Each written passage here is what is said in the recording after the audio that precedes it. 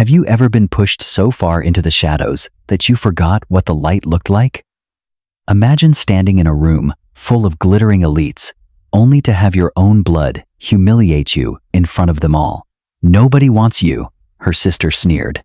But what happens when the most dangerous man in the city, the ruthless mafia boss everyone fears, hears those words and decides to cross the ballroom just for you? Welcome to a story of betrayal, revenge, and the ultimate rise to power.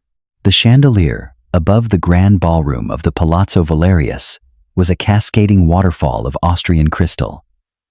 It refracted the ambient amber light into 1,000 scattered prisms across the polished black marble floor. Caterina stood at the absolute edge of this manufactured constellation, feeling far more like a black hole than a star. Her dress, a cast-off from her sister Bianca's previous social season, was a dull, lifeless charcoal that swallowed the light rather than reflecting it. It was intentionally ill-fitting, pinned hastily at the waist, a physical manifestation of her role in the Rossi family. An afterthought, a shadow, a necessary but utterly despised burden. At 24, Caterina Rossi had learned the art of invisibility, while her father, Vincenzo Rossi, paraded his wealth and legitimate shipping enterprises, and her older sister, Bianca, dazzled the Italian elite with her razor-sharp smile and designer gowns. Caterina was the secret they preferred to keep hidden. She was the child of Vincenzo's first wife, a woman who had died under mysterious circumstances, leaving Caterina to bear the brunt of her father's resentment and her stepmother's cruelty. Tonight was the annual Barbieri Syndicate Charity Gala, a thinly veiled summit where the city's legitimate billionaires rubbed shoulders with the underworld's most lethal predators. The air was thick with the scent of aged bourbon, expensive French perfume, and the metallic undercurrent of danger. Caterina, for the love of God, stop slouching. You look like a frightened pigeon, Bianca hissed, materializing beside her. Bianca was resplendent in a backless, ruby-red Versace gown that clung to her curves like a second skin. Her dark hair was styled into flawless, cascading waves, and her eyes, cold and calculating, raked over Caterina with undisguised disgust. "I'm just trying to stay out of the way, Bianca," Caterina murmured, her voice barely above a whisper.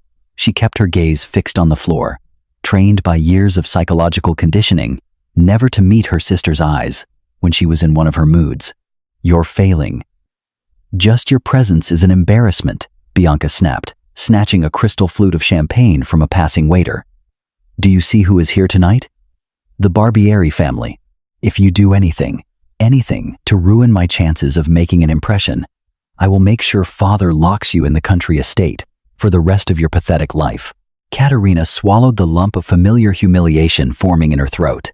"I won't do anything. See that you don't." Bianca took a sip of her champagne, her eyes scanning the room like a hawk looking for prey. Suddenly, someone bumped into Bianca from behind. The ruby-red liquid sloshed violently over the rim of the glass, splashing down the front of Bianca's immaculate gown. The silence that followed was absolute. The minor socialite who had bumped into her turned pale, gasping in horror, but Bianca didn't yell at the woman. Instead, Bianca's face twisted into a mask of pure, unadulterated venom, and she rounded on her sister. "You clumsy, worthless idiot," Bianca shrieked, shoving the empty glass into Caterina's chest so hard it bruised her collarbone. "Bianca, I didn't touch you," Caterina stammered, stepping back, her hands raised defensively. The music seemed to dim as heads turned. The elite of the city paused their networking and scheming to watch the spectacle. Vincenzo Rossi, standing a few feet away, merely sighed, turning his back on his youngest daughter's public execution. "You bumped into me? You always ruin everything." Bianca's voice grew louder, perfectly playing the victim for the crowd. She stepped closer, her voice dropping to a hiss that only Caterina and the immediate circle could hear, but it carried in the sudden quiet of the room. "Look at you. Look at how pathetic you are. You're a stain on this family, Caterina. A dirty, forgotten mistake.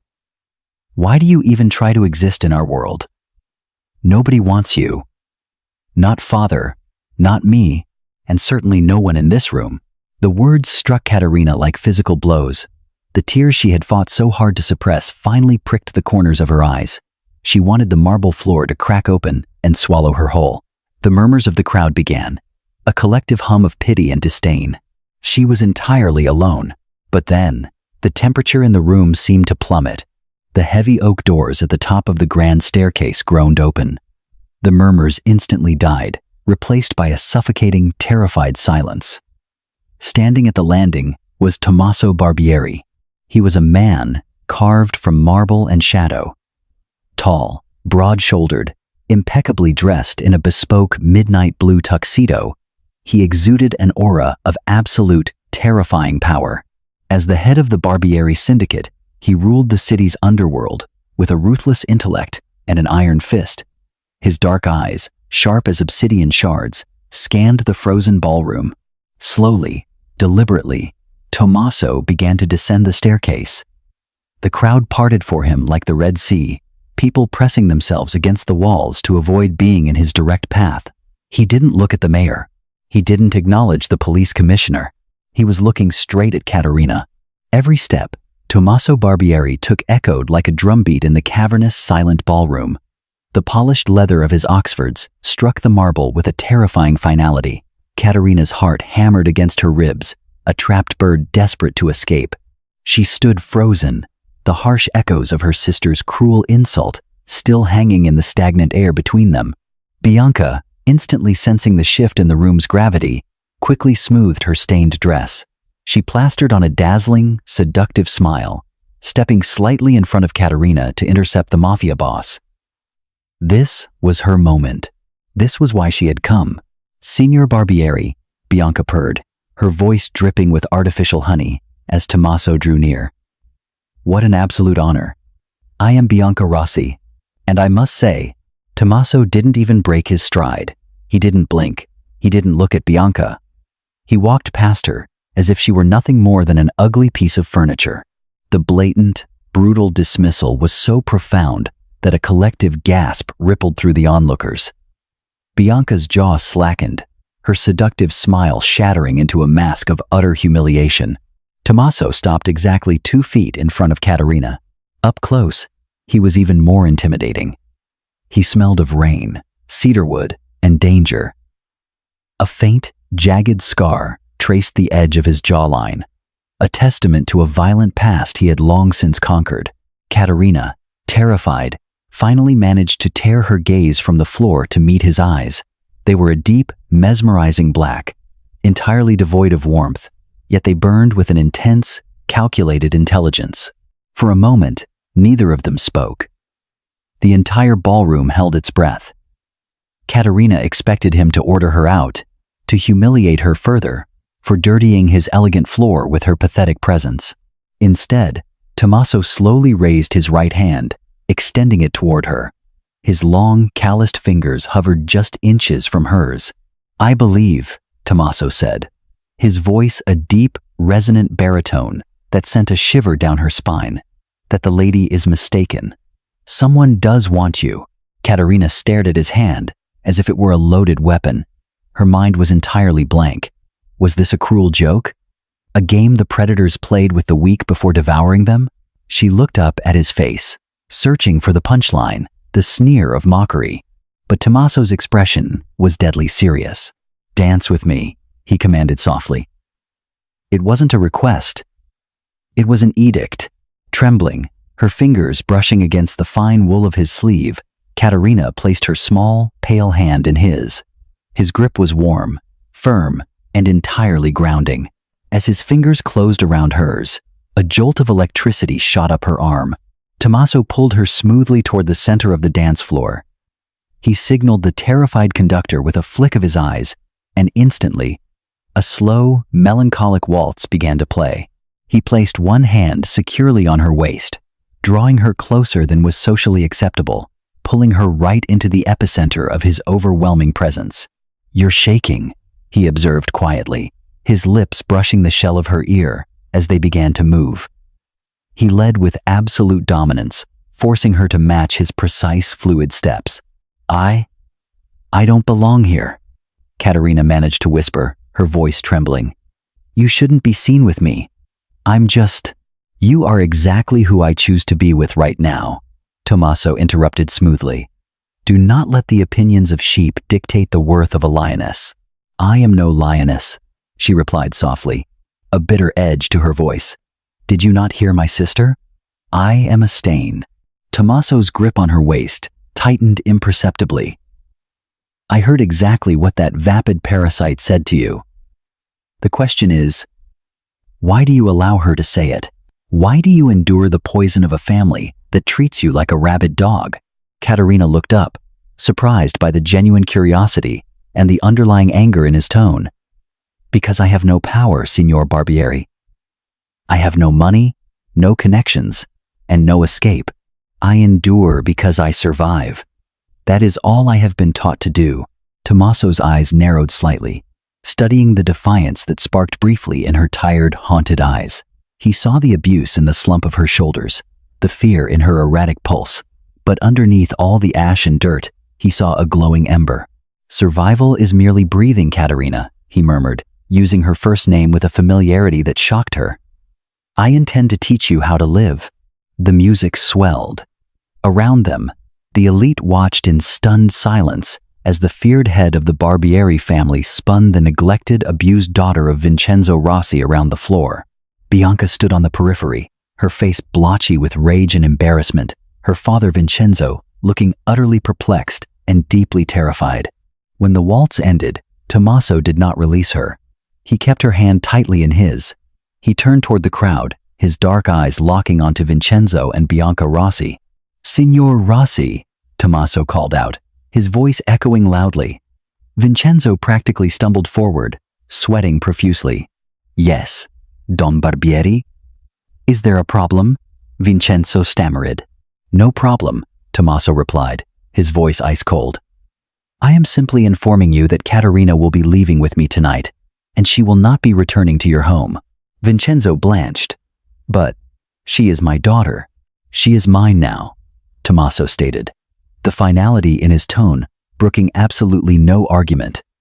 He turned back to Caterina, his eyes softening a fraction of an inch. Come, let's get you out of this graveyard. Before anyone could object, before Caterina could even process the monumental shift in the universe, Tommaso led her out of the ballroom, leaving the shattered remains of her old life behind them. The Barbieri estate sat on a sprawling cliffside overlooking the ocean. A fortress of modern glass and ancient stone isolated from the sprawling rot of the city below. The ride there in Tommaso's armored Bentley had been shrouded in heavy silence. Caterina stared out the tinted windows, watching the city lights blur into streaks of neon and gold. She had been stolen, rescued, kidnapped. She didn't know which verb applied, and the uncertainty gnawed at her stomach. When they arrived, Tommaso did not take her to a dungeon or a lavish, velvet-draped bedroom. Instead, he led her down a long corridor lined with Renaissance art, stopping at heavy mahogany double doors. He pushed them open, revealing a massive, dimly lit library. The walls were lined with thousands of leather-bound volumes, and the air smelled richly of old paper and Cuban cigars. Sit, he instructed, gesturing to a heavy leather armchair in front of a roaring fireplace. Caterina obeyed, her body rigid. Tommaso walked to a sprawling oak desk, unlocked a lower drawer, and pulled out a thick manila folder. He carried it over and dropped it onto the small table beside her chair. It landed with a heavy, ominous thud.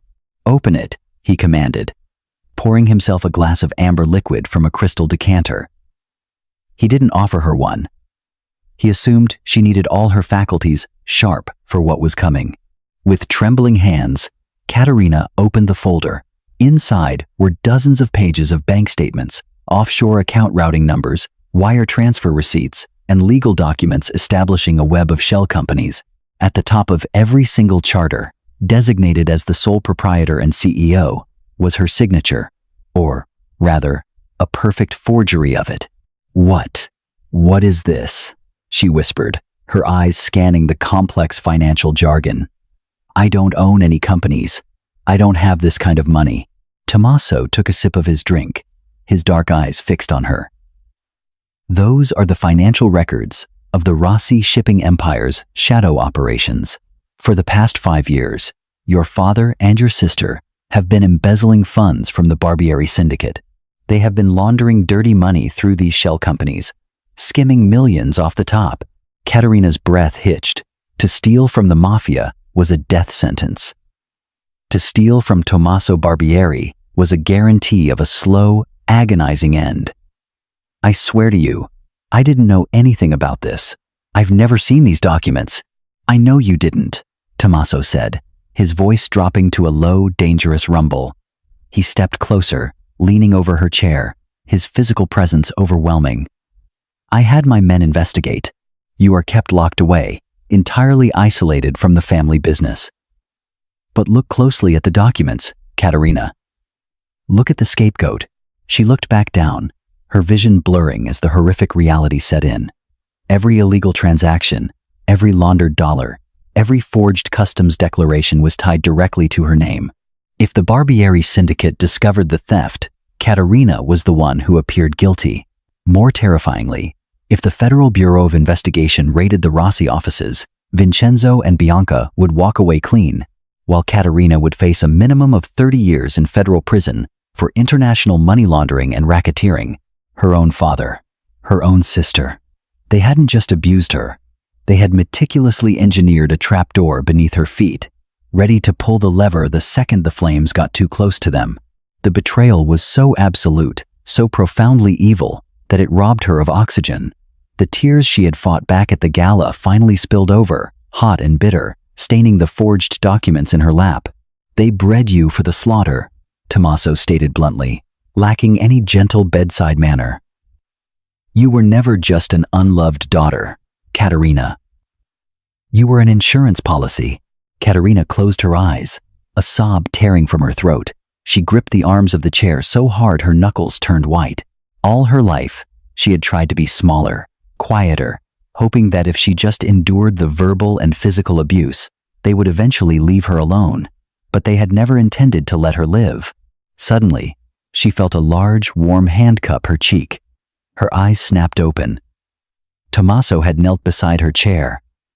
The cold, ruthless Mafia boss was wiping a tear from her face with his thumb. Cry for the girl who died tonight, he murmured, his voice surprisingly gentle, carrying a startling depth of empathy. Mourn the family you never truly had. But when the sun comes up tomorrow, the tears stop. Forever. Why did you bring me here? Caterina asked, her voice broken, desperate for the truth. If you know they stole from you, why not just kill them? Why save the insurance policy? Tommaso stood up, his towering figure casting a long shadow across the room. Because simply killing Vincenzo and Bianca is too merciful.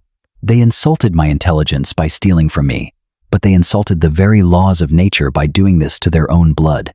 I don't just want their lives, Caterina. I want their empire burned to ash. And I want you to be the one holding the match. Caterina stared at him, her heart pounding a new, unfamiliar rhythm. It wasn't fear anymore. It was something darker, hotter. It was the spark of ignition. I don't know how to fight, she admitted quietly. I am nothing. You are a survivor, Tommaso corrected her, his dark eyes flashing with lethal promise. You have endured the fire. Now, I will teach you how to forge the steel. You are going to help me dismantle their operation from the inside. And in return, I will clear your name, give you their wealth, and hand you the world. He extended his hand to her once more, exactly as he had in the ballroom. But this time, it wasn't an invitation to dance. It was a pact with the devil. Caterina looked at the forged documents, the proof of her family's ultimate betrayal. She looked at the man who offered her a sword instead of a shield. Slowly, deliberately, she reached out and took Tommaso's hand. Teach me, she whispered. The transformation of Caterina Rossi did not happen overnight. It was a brutal, exhaustive process, forged in the fires of the Barbieri estate. For 3 months, the sprawling mansion became her training ground. Tommaso was a relentless instructor, demanding perfection not out of cruelty, but out of necessity. In his world, a single mistake didn't result in a reprimand. It resulted in a casket. Her mornings began at dawn, in the estate's underground shooting range. The heavy, deafening crack of a 9mm Beretta became her new heartbeat. At first, the recoil bruised her hands, and the loud noise made her flinch. But Tommaso would stand behind her, his chest brushing her back, his large hands guiding her arms, correcting her posture. "Breathe in the target," Caterina exhaled, steadying her shaking arms. She pictured Bianca's sneering face. She pictured her father's indifferent gaze as he framed her for his crimes. She squeezed the trigger. The target paper, 30 yards away, splintered dead center. "Better," Tommaso murmured, stepping back. He never offered lavish praise, but his subtle nods of approval became the sustenance she craved. Her afternoons were spent in the library with Elio, Tommaso's underboss and chief financial architect. Elio, a silver-haired man with the deceptive appearance of a gentle grandfather, taught her the intricate web of offshore banking, cryptocurrency laundering, and corporate espionage. Caterina proved to possess a brilliant, analytical mind that had been suppressed by years of trauma. She learned how to trace hidden assets, how to identify fake ledgers, and most importantly, how to exploit the weaknesses in her father's shadow network. As the weeks bled into months, the physical changes mirrored the internal ones. The hollowed-out, terrified girl who slouched in ill-fitting dresses was gone. In her place stood a woman with perfect, commanding posture. She wore tailored, dark suits provided by Tommaso's tailors, her hair cut into a sleek, sharp bob. The fear in her eyes had calcified into a cold, diamond-hard resolve, but it was the quiet evenings that forged the deepest bond between her and the devil who had saved her. One night, a fierce thunderstorm raged off the coast, shaking the heavy glass windows of the estate. Caterina sat in the library, poring over a complex set of shipping manifests, struggling to find the discrepancy she knew was there. Tommaso entered silently, carrying 2 glasses of scotch. He set one down beside her and sat in the chair opposite the desk. "You are pushing yourself too hard," he noted, watching the exhaustion tight around her eyes. "I have to find the routing numbers for the Cayman accounts," she replied, rubbing her temples. "If I don't, Bianca will have enough liquid capital to flee before we spring the trap." Tommaso took a slow sip of his drink. "She won't flee. Arrogance is a heavy anchor. It will keep her exactly where we need her." He paused, his dark eyes studying her face. "You have changed, Caterina, but I see the ghosts still haunting you. The anger is good, but do not let it become the only thing you are." Caterina looked up at him, surprised by the philosophical turn. "What else is there for me to be? My entire life was a lie. The only truth I have left is revenge." "Revenge is a tool, not an identity," Tommaso said quietly. He leaned forward, the firelight casting harsh shadows over his face, illuminating the jagged scar on his jaw. "I learned that the hard way." "How did you get that?" Caterina asked softly, nodding toward the scar. She had never dared to ask before, respecting the invisible boundaries he had drawn around his past. Tommaso was silent for a long time. The thunder rumbled outside. "My father gave it to me," he finally said, his voice stripped of its usual commanding edge, revealing a raw, jagged vulnerability beneath. "I was 16. I refused an order to execute a man who owed us money, a man who had a wife and 3 young children. My father believed mercy was a disease that needed to be cut out. So, he took a hunting knife to my face, to remind me that in our world, weakness bleeds." Caterina's breath hitched. She saw the ghost of the 16-year-old boy trapped behind the cold eyes of the Mafia boss. "I'm so sorry, Tommaso." "Don't be. I killed my father 3 years later and took his empire," Tommaso stated, the coldness returning. "I became the monster he wanted me to be, so that I could ensure no one ever touched me again. I built this syndicate on blood and fear. I am not a good man, Caterina. I am a predator." He stood up, intending to leave the room, to retreat behind his walls. But Caterina stood up too. She walked around the desk and stepped directly into his space. She didn't flinch. She wasn't afraid of the predator. Slowly, she reached up, her soft fingers tracing the rough edge of the scar on his jawline. Tommaso went entirely still. his breath catching in his chest at her touch. "You may be a predator," she whispered, looking deep into his eyes, "but you are the only person who ever saw me as human. You gave me back my life. That doesn't make you a monster, Tommaso. It makes you my salvation." For a split second, the impenetrable wall around Tommaso Barbieri's heart cracked. He reached up, covering her hand with his, leaning his cheek into her palm. The air between them thickened, charged with an unspoken, terrifyingly deep connection. They were two broken souls, forged in different fires, finally finding symmetry in the dark. The moral injustice of her past was no longer just her burden. It had become his war. And tomorrow, they would strike the first blow. The trap was set, not with bullets, but with ink and betrayal. Bianca Rossi, desperate and cornered, had realized that her father's empire was hemorrhaging money. Accounts were freezing. Shipments were being intercepted by customs. She knew Tommaso Barbieri was behind it, and she knew Caterina was the key. But instead of surrender, Bianca chose treason. She reached out to Matteo Costa, the head of a rival crime family from the south, a man who had long coveted Tommaso's territory. Bianca proposed a deal. She would provide Costa with the security schematics and schedules of Tommaso's operations, enabling an assassination. In return, Costa would eliminate Tommaso, absorb the Barbieri territory, and return the stolen millions to the Rossi family, securing Bianca's status as a queen of the underworld. What Bianca didn't know was that Elio had intercepted her encrypted emails 3 days ago. Tonight, Vincenzo Rossi was hosting a private, exclusive dinner at the family's heavily guarded country estate to finalize the deal with Matteo Costa. It was the perfect opportunity to decapitate the snake. Caterina sat in the back of a blacked-out SUV, a mile from her childhood home.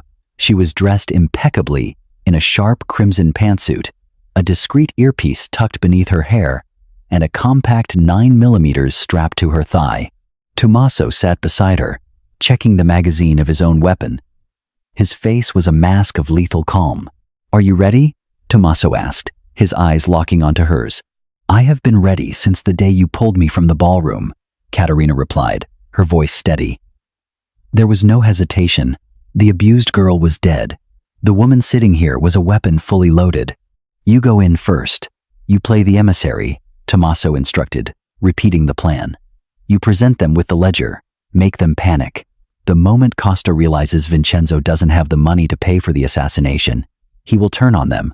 We move in when the rats start eating each other." Caterina nodded.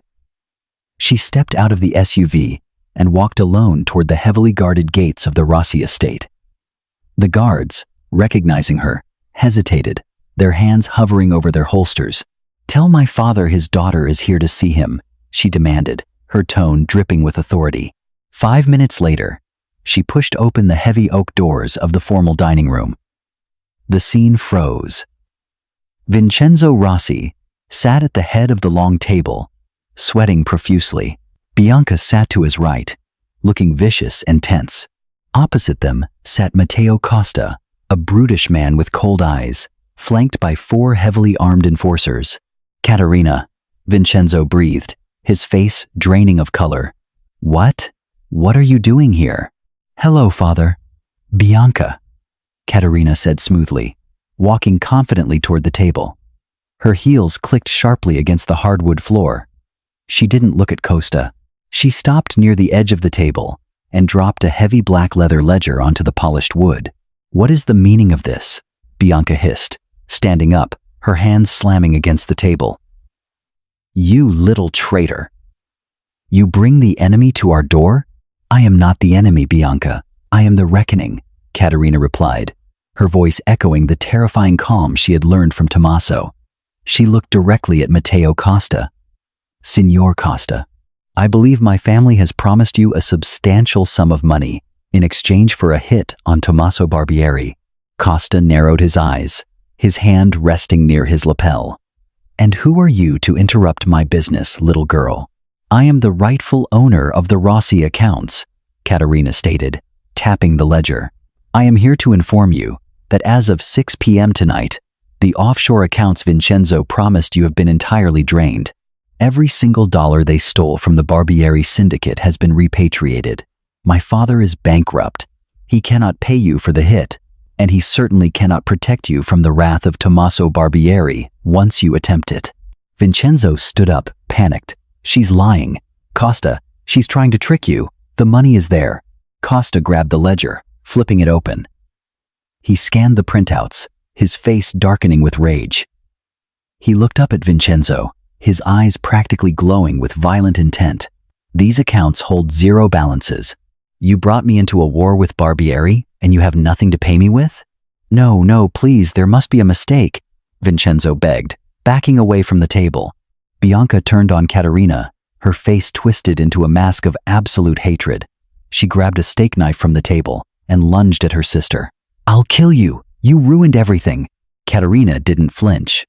She stepped swiftly to the side, grabbed Bianca's wrist with a practiced, brutal efficiency, twisted it sharply until the knife clattered to the floor, and shoved her sister hard into the wall. Bianca crumpled to the ground, gasping in pain and shock. "The difference between us, Bianca," Caterina said softly, looking down at the pathetic heap of silken malice, "is that you need an audience to feel powerful. I just need myself." Before Bianca could respond, the heavy dining room doors were kicked open with earth-shattering force. Tommaso Barbieri walked in, flanked by 10 heavily armed men. The air in the room instantly turned to ice. Costa's enforcers drew their weapons, but they were vastly outnumbered and outgunned. "Matteo," Tommaso said, his voice a low, terrifying purr. "I hear you've been talking to my garbage. It's time to take it out." Chaos erupted in the dining room.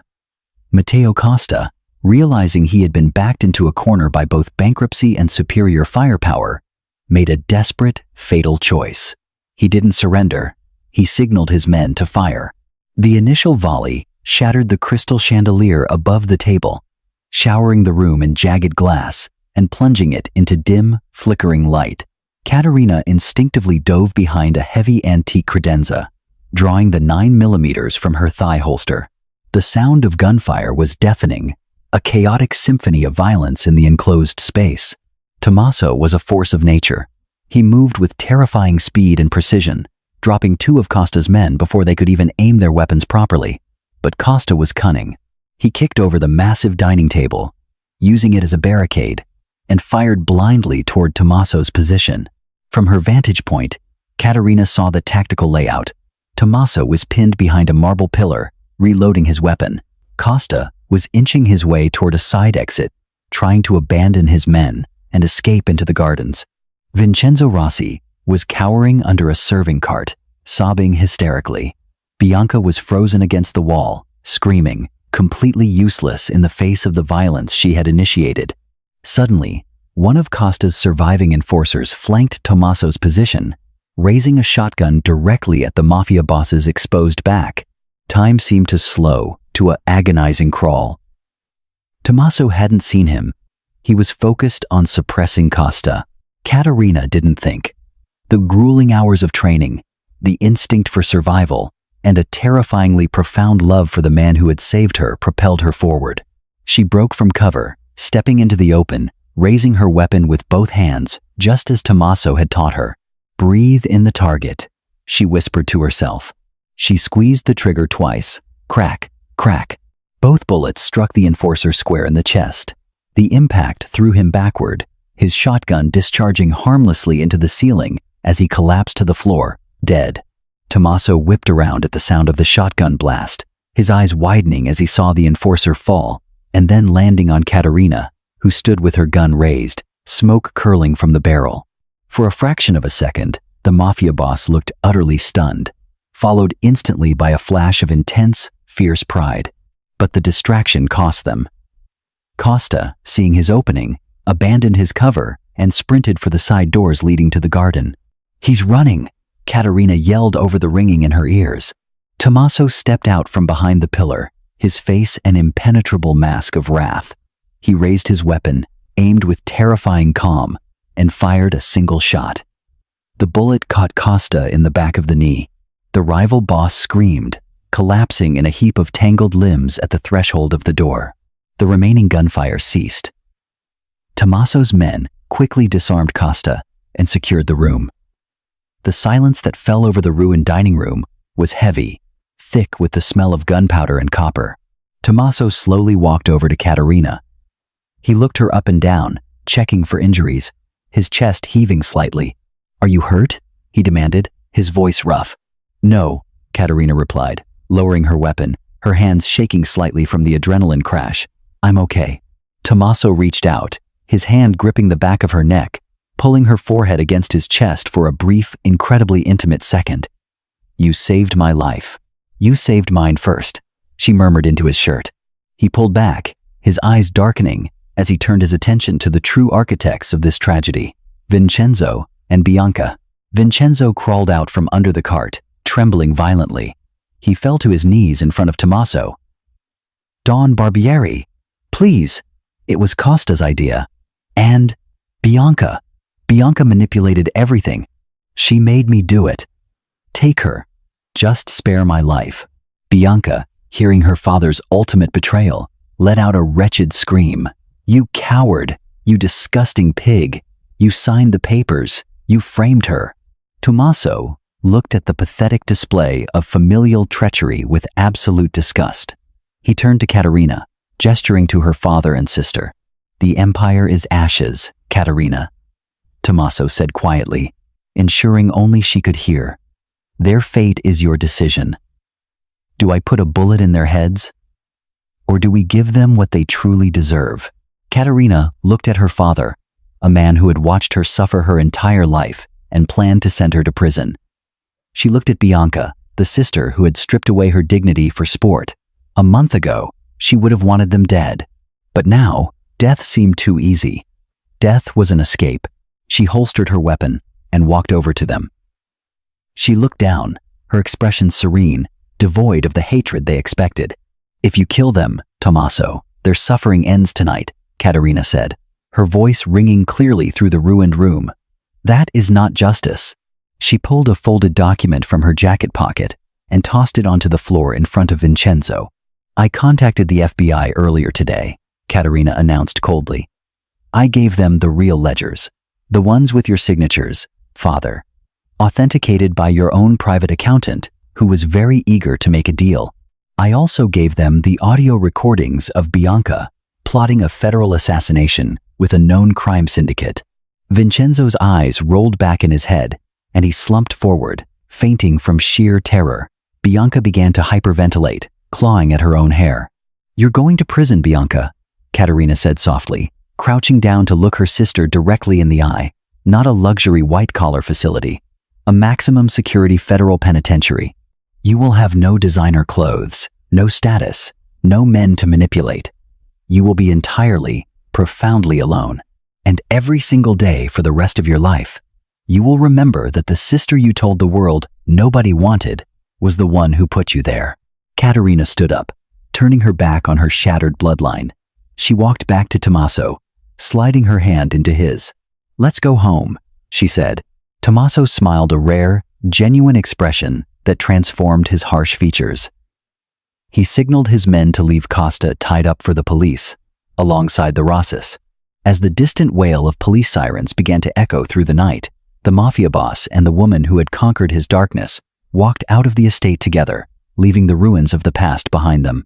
2 years later, the grand ballroom of the Palazzo Valerius was once again illuminated by the cascading waterfall of Austrian crystal.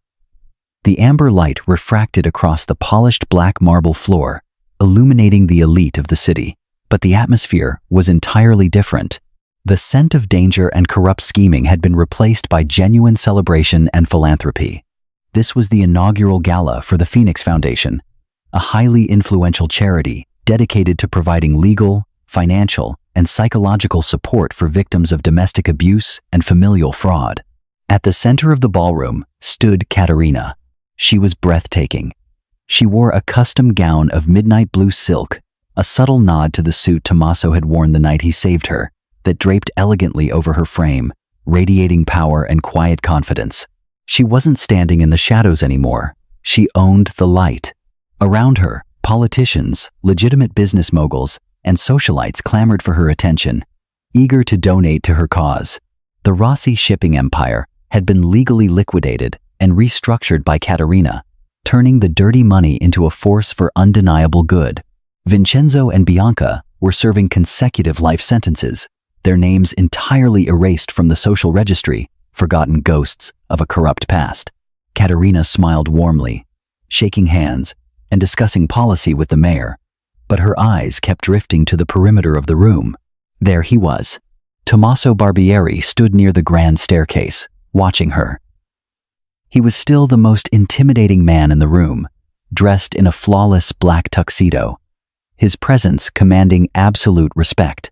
But the cold, predatory edge that had defined him 2 years ago had softened.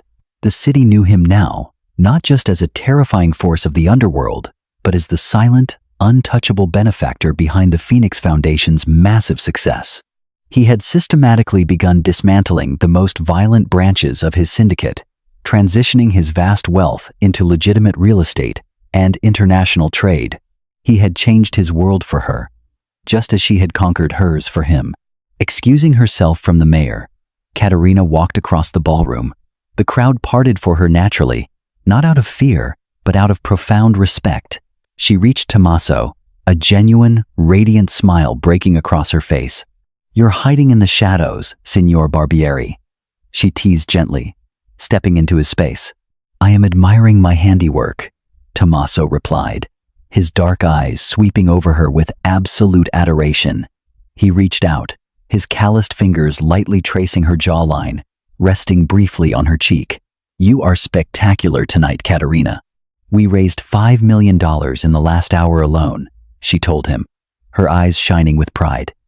"We're going to build the new shelter in the South District." "You built an empire from the ashes they left you," Tommaso murmured, leaning down slightly. "I always knew you were a lioness."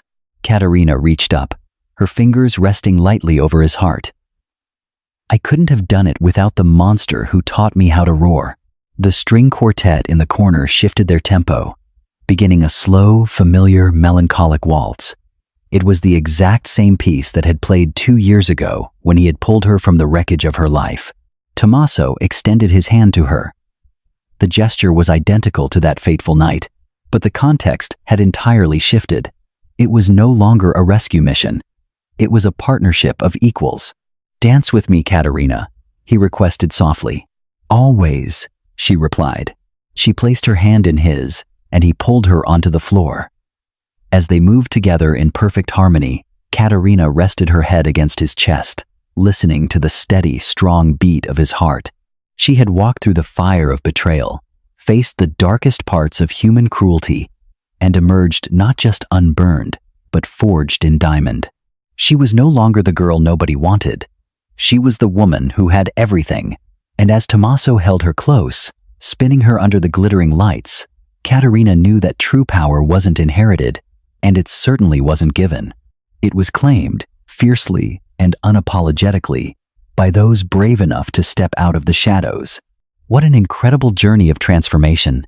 Caterina went from being the forgotten shadow of her family to the undeniable queen of her own empire, proving that your worth isn't defined by the cruelty of others. Tommaso, despite his dark world, recognized the light within her when no one else did, and ultimately found his own redemption through her strength. If you loved this cinematic story of resilience, finding your voice, and sweet, unstoppable karma, please hit that like button. Share this video with someone who needs a reminder of their inner strength, and subscribe to our channel for more epic, dramatic stories. Remember, the ones who try to break you are often just paving the way for your rise. Let us know in the comments what your favorite plot twist was,